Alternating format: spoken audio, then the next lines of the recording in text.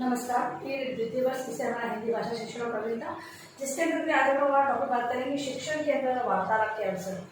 और हमारी यूनिट चल रही है लेखन, अभिव्यक्ति, लिखकर अभिव्यक्त करना या लिखना सीखना। ठीक है।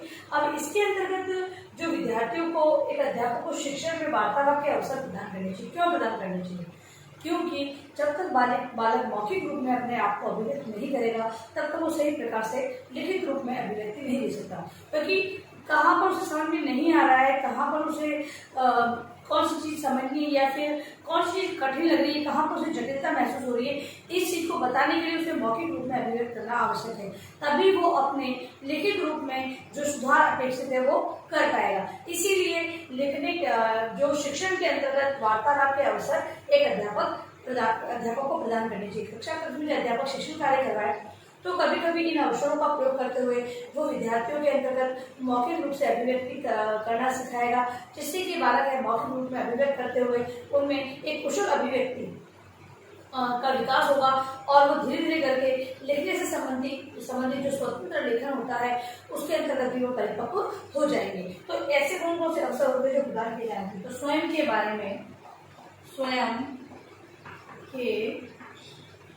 में बात करने के अवसर।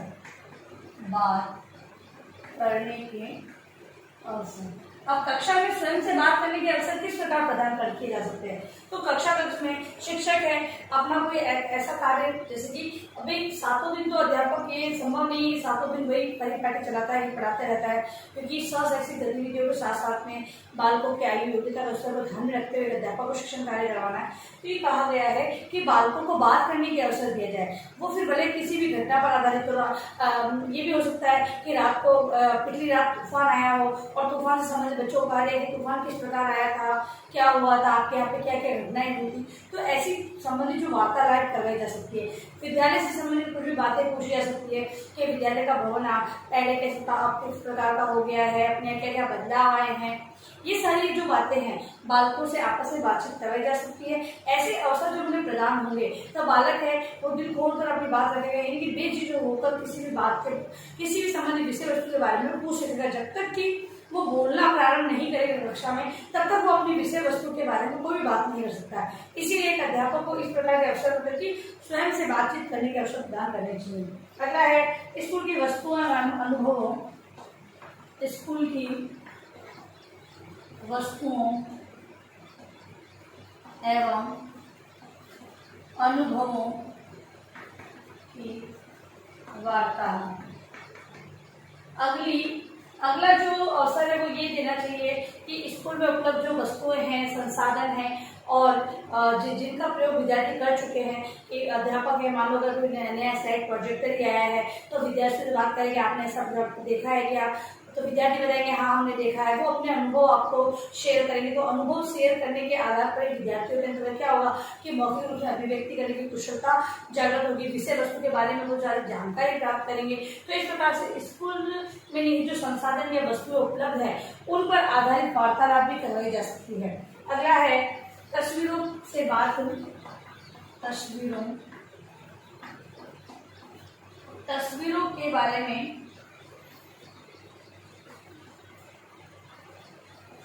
बात करना।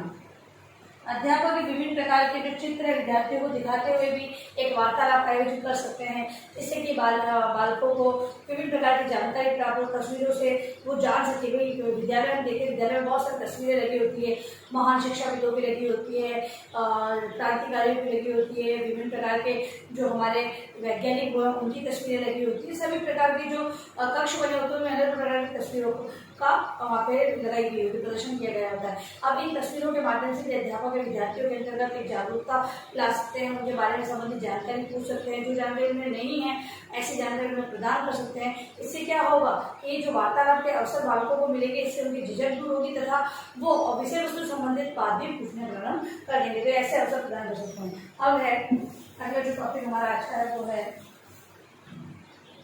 विद्यार्थी शिक्षक की लिखने की क्षमता का विकास। विद्यार्थी शिक्षक की लिखने की क्षमता का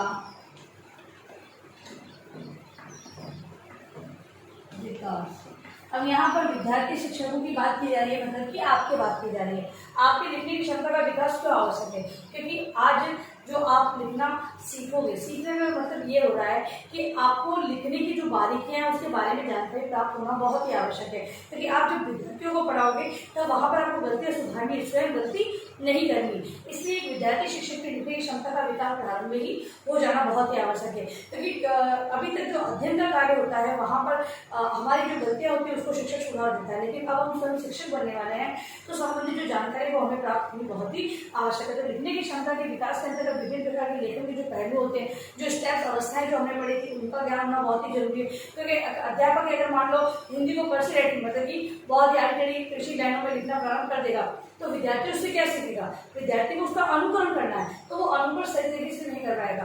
ब्लैक बोर्ड पे आड़ी टेढ़ी लाइनों में लिखना ये भी गलत है। शिरोरेखा का सही प्रयोग नहीं करना, बिंदु, चंद्र बिंदु ये कहाँ लगाए जाते हैं, इनकी जानकारी प्राप्त न होना। क्योंकि हम लोग पढ़ चुके हैं, जो आपके प्रथम वर्ष था, PSCC प्रथम वर्ष, इसके अंतर्गत ये सारे जो नियम होते हैं, अशुद्धियाँ कहाँ पर होती है, मतलब संभावित कहाँ पर एक अशुद्धि एक शिक्षक कर सकता है, वो सारी जानकारी भी प्राप्त होती है। पंचमाक्षरों का ज्ञान भी वहाँ पर दिया गया। ठीक क्यों दिया गया, क्या कारण है इसका? ये कारण यही है कि लिखने से संबंधित जो गलतियां आपने पहले कही है वो अब आगे आप नहीं करें, क्योंकि आप शिक्षक बनने वाले हो और एक शिक्षक विद्यार्थियों के लिए आदर्श होता है, विद्यार्थी उसी का अनुकरण करते हैं। तो ऐसे क्षमता का विकास के लिए कुछ ऐसी संबंधित गतिविधियां भी की जा सकती है, जैसे कि लिखने के बारे में सकारात्मक सोच। एक शिक्षक के अंतर्गत, एक विद्यार्थी शिक्षक के अंतर्गत लिखने के प्रति सकारात्मक सोच होनी चाहिए। उसके कहने का मतलब ये नहीं है कि बस ठीक है आपने पढ़ लिया और याद कर लिया वही काफी नहीं। एक शिक्षक को अपने अंतर्गत ये गुण रखना चाहिए कि खुद भी लिखकर सारी बातें विद्यार्थी को बताए। छोटी कक्षाओं में लिखकर ही बताया जाता है, तो लिखकर बताए तथा विद्यार्थियों से भी अपेक्षा रखे कि विद्यार्थियों को भी ये कहे कि मतलब कुछ बातों को वो आलस करते हैं लिखने में, पढ़ने में बहुत इंटेलिजेंट होते हैं लेकिन लिखने में उन्हें आलस आता है। लेकिन वो आलस को दूर करते हुए लिखने से जो पॉजिटिव, जो सकारात्मक जो सोच होती है विद्यार्थियों में विकसित करनी है, और स्वयं के अंदर जब तक ये सोच विकसित नहीं होगी तब तक वो विद्यार्थियों में नहीं कर सकते। तो सकारात्मक सोच विकसित करा। फिर है छात्रों से लिखने के छात्रों को लिखने के लिए आंदोलित रखना। एक शिक्षक अपने शिक्षण के अंतर्गत विभिन्न प्रकार की रुचिपूर्ण और प्रभावपूर्ण जब शिक्षण करवाएगा तो विद्यार्थी स्वयं तत्पर रहेंगे कि अब हमारे अध्यापक हमें लिखवाएंगे।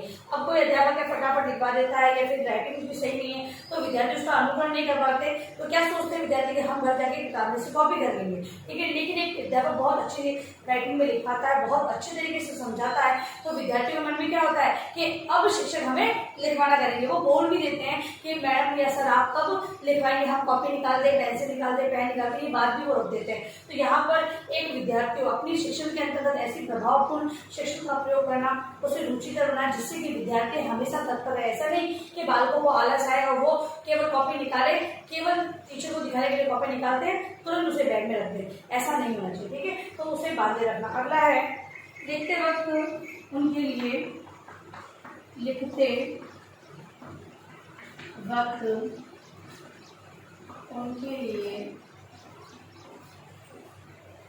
एक आधार ऐसा माहौल बने। क्योंकि लिखने से संबंधित अगर माहौल अगर नहीं किया जाएगा तो कुछ विद्यार्थी तो लिखेंगे और कुछ नहीं लिखेंगे। एक शिक्षक को लिखते समय ऐसा माहौल बनाना चाहिए कि सभी विद्यार्थी इस ओर इंगित हो और अच्छी तरीके से लेखन का कार्य कर सके। फिर ऐसे भी छात्रों को सीखने के लिए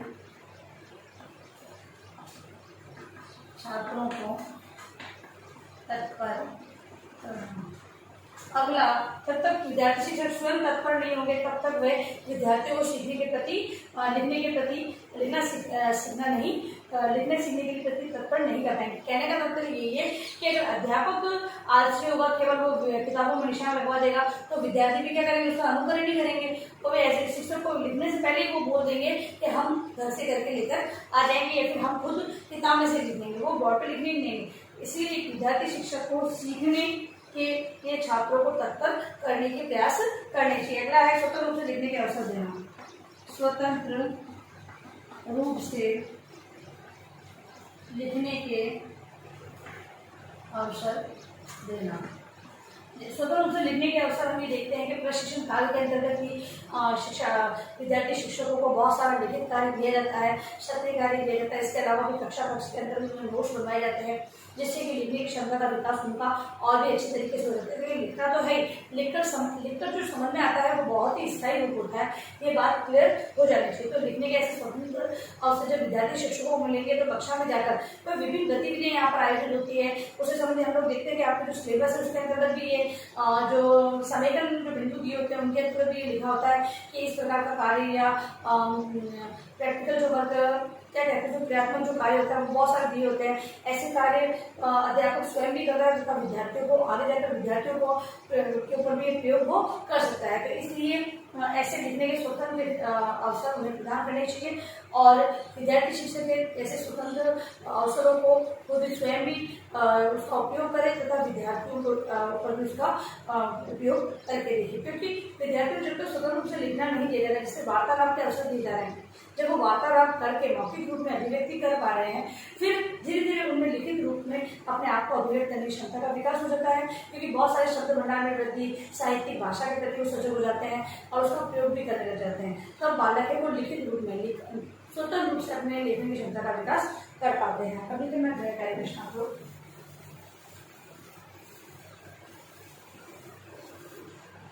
गृह कार्य है आपका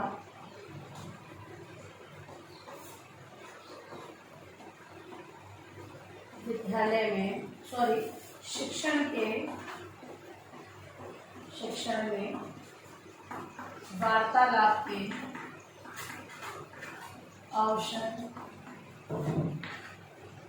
किस प्रकार विद्यार्थियों को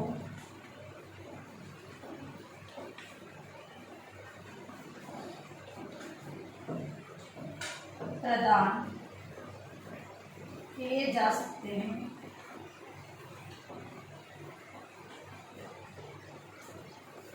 तथा विद्यार्थी शिक्षक में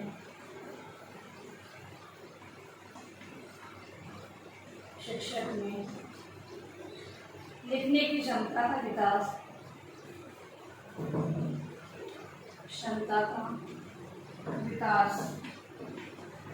क्यों आवश्यक है।